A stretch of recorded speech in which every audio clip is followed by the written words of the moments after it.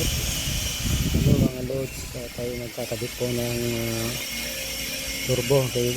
Nirepair ko po to dahil stock up po. Yan po, ngayon naglalaro na. Dito po siya galing, nirepair ko po yan sa may turbo. Dito po natin ikakabit sa ating super grip.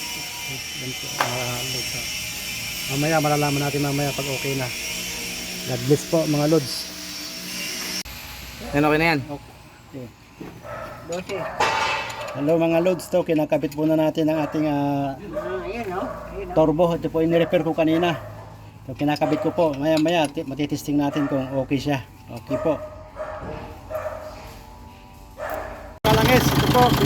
Pinandaro natin ating makina. Testing po natin yung turbo kung maglalaro yung equator. Hey, right!